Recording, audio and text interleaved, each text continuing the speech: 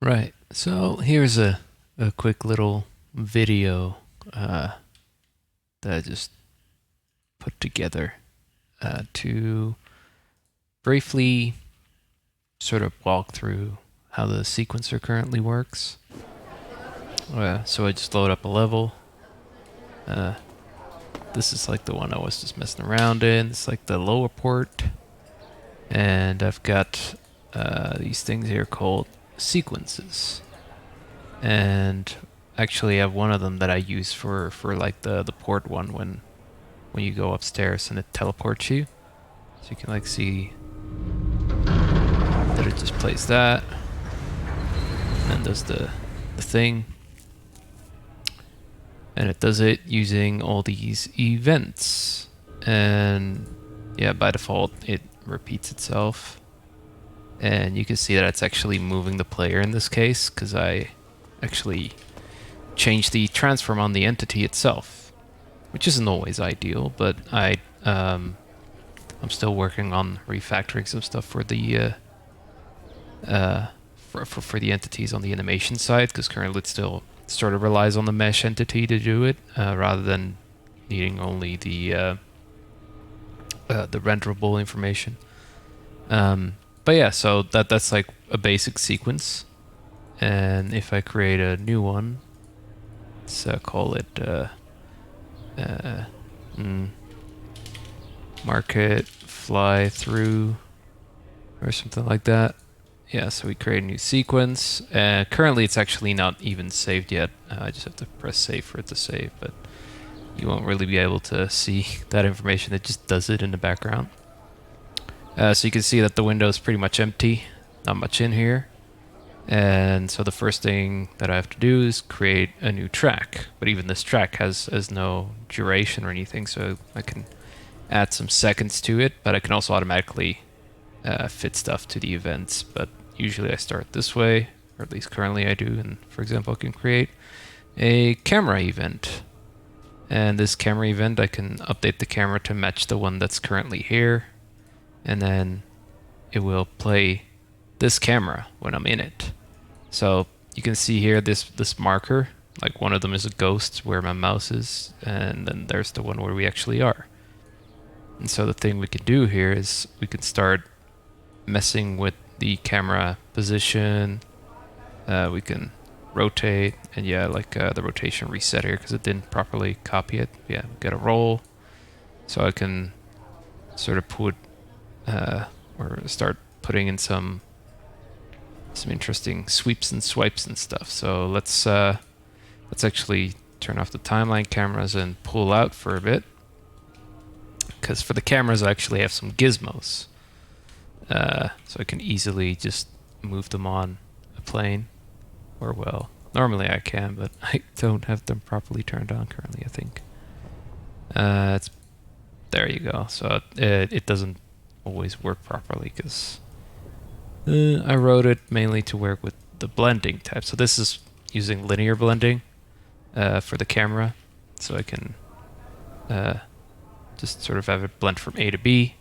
And here you can see like the red line here is the direction that it's looking. So if I rotate it, you can see like it changes which way it's going. So it's kind of easy to visualize like what it's looking at.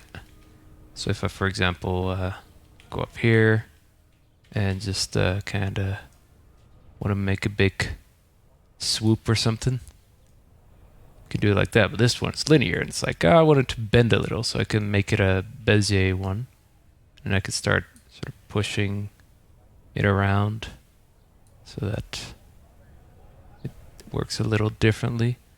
But I cannot change the like I can only change the tangent of the starting direction. I haven't turned it into a full vector for just ease of use sort of reasons. Um, but yeah, so this one will kind of rotate like that. Let's see if we can get it to sort of put this line over here. You can see all the people are still trying to walk around in the background. And starting one maybe. Well, we can sort of start like that, I I guess, and then just pull it around a bit. Like this basically causes you to squish the time factor a bit as well. But yeah, then you just make sure you save. And yeah, this is the this is something I still have to resolve. But when I'm using my debug camera, it freaks out. But yeah, now I can sort of make this, and it will automatically scale up, and then yeah, you can have a little camera sweep. And I currently don't support like multiple keyframes or anything, so I just split the event instead, and it calculates. It makes a duplicate kind of like it should at some point. Like I should make it so it calculates sort of where that spot is, but currently I don't because it's not time for that yet. But yeah, I have several events and types that I can put in. So this one is the camera one, which is of course pretty important. So this one is a test one. It's called just a custom track event because some of these events are actually defined by the game code and not by the engine code. But yeah, I have some basic ones. So this text one is actually a Lofty Lagoon specific one, which can be used to display text on screen or as like a little information box. And currently it kind of flickers because it keeps redrawing all the time. It doesn't really have a good persistence on it yet. I have to change like the time factor on it. As you can see, like it fades out when it's done. So it's continuously starting to fade, and that's why it flickers. But yeah, you can just type in, like, be like, random character 1. Oh, and I have a spacebar thing turned on right now that I should turn off again. Where when I press spacebar, it plays the sequence. It's like, hello, how's it going? Yeah, it's because I'm hovering, and I was trying to remember why I turned that off, and now I just remember. But yeah, so I could just move this, and then it will play here. And so this is just a timeline, and on it I could just do things. So if I go audio and then just create an event, I can basically set up a little audio event here where I could just pick a sound. I don't know if I have any music set up right now. Yeah, because these are not loaded, I think. Or, yeah, let's see. Yeah. I got rid of a lot of the sounds, but I can basically just make a new one, be like music test sound, and then just, yeah, I can pick like anything that's in here. So I can go over here, pick that, set it to stream. Oh, I'll just make sure that this thing doesn't keep switching its scenes automatically, because that's turned on. Okay, so yeah, press create, and now it's loaded that sound. You can hear like when I scrabble, it plays it like where the sound is, because I have like a thing set up where it offsets the sound based on where I'm scrubbing. And I could put a fade in on it, but that one is like in regular time, so that one I don't think modulates based on that, but let's see. But yeah, then it plays the sound. There's the text. And the camera does its thing.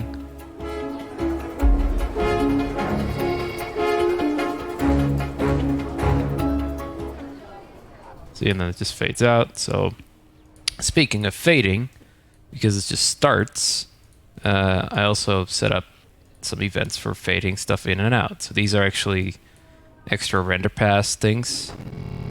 And in this case, like, there are two options that I have for doing the fading. So this one is doing it in a main pass, and then I've got like it as like afterwards, but this still needs to be in a better place, because you can see it's kind of graying out a little bit. But the main pass one's issue is it's in HDR, like it's in high dynamic linear space, so it's not ideal either in all cases, because you can end up with situations where what'd you call it? Like you can end up in situations where the sun is in view and it stays bright for a long time. Like here, this particle. You can see that. Let's see. And I think that's, but you can see that remains visible for a while, and then if you do it after, Of course, it's in low dynamic range space, so it's not really a problem. But yeah, so now you can just play the sequence, and it will repeat itself if the window's open, and you can save, of course. But yeah, and that's sort of the gist of how the sequencer currently works. There's like a bunch of code under the hood happening, of course, but and yeah, and I've been working on making it work with animating characters and stuff like that. So that's one of the things I was doing in that video, but it still needs more work. And then when you stop it, it's like fine. And then that's that. But yeah, so that's how you get like all these sequences where, like for example, this like one. You can see I don't support deleting tracks yet, and this one actually was because of a duplication bug I think that I had. But yeah, like this one is like just the camera that swipes down with a little fade in at the start. Yeah, those are like all little sequences that I set up just to try out, and there's the marker fly through one that we just made. And you can also like modify the rates on the sounds, of course, and be like make it slow or louder, or put it in a like I think I set aux 7 to have effects in it, so you can just be like, because that's in the mixer, and it could be muted, like music is muted right now, so just have it in other channels.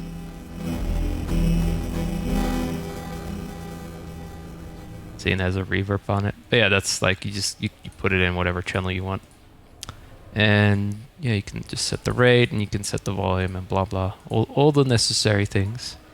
There's still plenty that it doesn't do, but I try to solve them, like solve my problems as they come. Like today I added this enable disable thing for the auto scroll option and scroll the marker, because I was having an issue where if I was zoomed in, I couldn't easily edit stuff because I had this auto scroll, you can see, and then if you clicked somewhere, it would kind of freak out like that.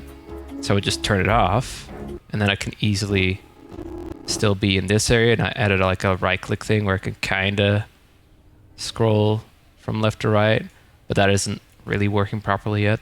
But that's a start. But the auto scroll is useful in some cases. And I made this a drag thing instead of what it was originally, which was I don't remember, something more annoying. I have like a little snapping thing for when you're stretching stuff, but that is hit or miss. I do use it, and auto fit just makes the ending fit to whatever clips here, and yeah, sometimes it snaps to some stuff. But yeah, I think that's at least a start of information. So there's that.